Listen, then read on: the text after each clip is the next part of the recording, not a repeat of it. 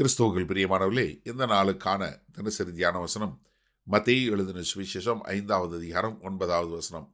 மத்தேயு 5:9, மேத்யூ 5:9. சமாதானம் பண்ணுகிறவர்கள் பாக்கியவான்கள், அவர்கள் தேவனுடைய புத்திரர் என்னப்படுவார்கள். அதாவது சமாதானம் பண்ணுவது அப்படிங்கிறது என்ன? ஒரு 2 பேருக்கு இடையில ஒரு சமரசம் பேசி அவங்கள சமாதானம் பண்ணுவது. இதற்கு எதிர்ப்பதம் என்ன? சண்டை போட வைப்பது. இப்போ நீங்கள் யோசிச்சு பாருங்க. சமாதானம் பண்ணுகிறவர்கள் பாக்கியவான்கள். யாரோட சமாதானம் பண்ணணும்? முதல்ல நமக்கும் தேவனுக்கும் இடையில சமாதானம் உண்டாகணும். நமக்கும் தேவனுக்கு இடையில என்ன இருக்கு? பாவம் இருக்கிறது. இந்த சமாதானம் பண்ணுவது நம்ம எப்படி சமாதானம் உண்டாச்சு? கர்த்தராகி இயேசு கிறிஸ்துவின் மூலமா. அப்போ முதலாவது நம்ம தேவனுடைய சமாதானம் பெற்றோம்னா நம்ம மற்றவர்களோடு சமாதானம் பெறக்கூடிய, மற்றவர்களுக்கு சமாதானம் பண்ணக்கூடிய மக்களாக இருக்கணும். ஏன்னா யாரெல்லாம் தேவனுடைய புத்திரர் என்று சொல்வதற்கு அதிகாரம் கொடுத்திருக்கிறாரு? யோவான் 1:12 யாரு தேவனுடைய கர்த்தராகிய இயேசு கிறிஸ்துவை ஏற்றுக்கொண்டவர்களுக்கு எல்லாருக்கும் விசுவாசிக்கிறவர்களோ அவர்களுக்கு தேவனுடைய புத்திரர்கள் என்று சொல்லக்கூடிய அதிகாரத்தை கொடுத்திருக்கிறாரு. அப்போ நீங்கள் தேவனுடைய பிள்ளை என்றால் என்ன? முதலாவது என்ன? இயேசு கிறிஸ்து மூலமாய் பிதாவாகிய தேவனோடு சமாதானம் பெறீங்க. அந்த சமாதானம் எல்லோரோடும் இருக்கக்கூடியதாக இருக்கணும். அவங்கள சமாதானம் பண்ணுகிறவர்களாய் நீங்கள் மத்தேயு 5வது அதிகாரத்தில் 44 பாருங்களேன். நான் உங்களுக்கு சொல்லுகிறேன், உங்கள் சத்துருக்களை சிநேகியுங்கள், உங்களை சபிக்கிறவர்களை ஆசீர்வதியுங்கள், உங்களை பகைக்கிறவர்களுக்கு நன்மை செய்யுங்கள், உங்களை நிந்திக்கிறவர்களாகவும் உங்களை துன்பப்படுத்துகிறவர்களுக்காகவும் ஜெபம் பண்ணுங்கள். இப்படி செய்வதனால் நீங்கள் பரலோகத்தில் இருக்க உங்கள் பிதாவுக்கு புத்திரராய் இருப்பீர்கள். எப்போ? சத்துருக்களை சிநேகிக்கணும், உங்களை சபிக்கிறவங்களை ஆசீர்வதிக்கணும், பகைக்கிறவங்களுக்கு நன்மை செய்யணும், நிந்திக்கிறவர்களுக்காகவும் உங்களை துன்பப்படுத்துகிறவர்களுக்காகவும் ஜெபம் பண்ணுங்க. அப்போ ஒரு கிறிஸ்தவனுடைய வாழ்க்கை எப்படி பாட்டதாக இருக்கணும்? எனக்கு எந்த ஒரு காரியமும் இல்லை, என்னுடைய வாழ்க்கை கர்த்தராகிய இயேசு கிறிஸ்துவின் மூலமாக இருக்கிறது என்று சொல்லும்போது என்னை பகைக்கிறவங்க யாருமே இல்லை என்று சொல்லக்கூடியதா நம்ம எல்லாரையும் சமாதானத்தோடு வழி நடத்தக்கூடியவர்களா.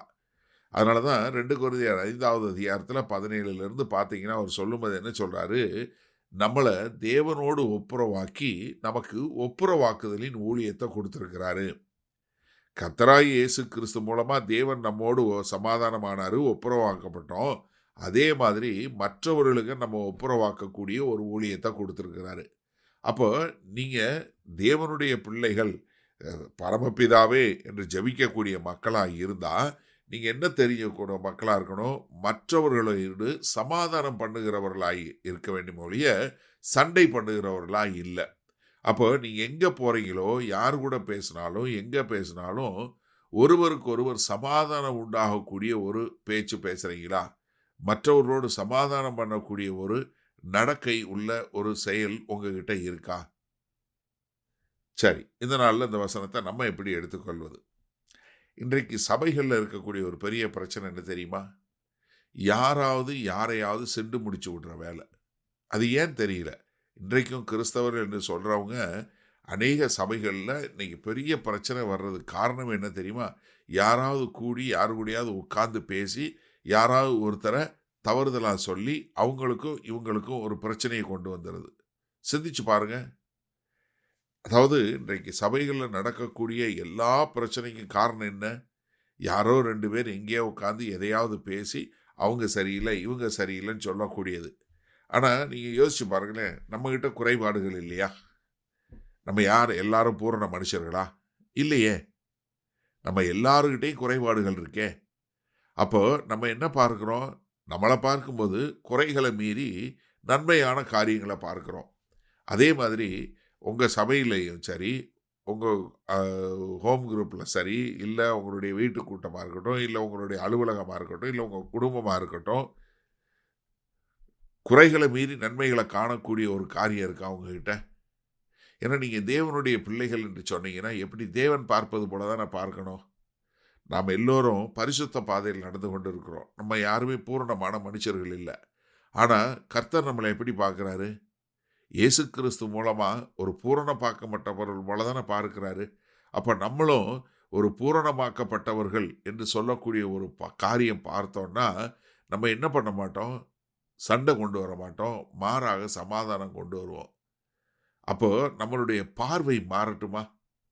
நம்ம சமாதானம் பண்றவங்களா, யாருக்கும் இடையில எந்த ஒரு சண்டையும் வராம சமாதானம் பண்ணக்கூடிய ஒரு பீஸ் மேக்கர்ஸா இருக்க நம்மளை ஒப்பு கொடுப்போமா? எனக்கு அருமையானவர்களே, மிகவும் உங்க வாயிலிருந்து வரக்கூடிய வார்த்தையை நீங்க யோசிச்சு பாருங்க.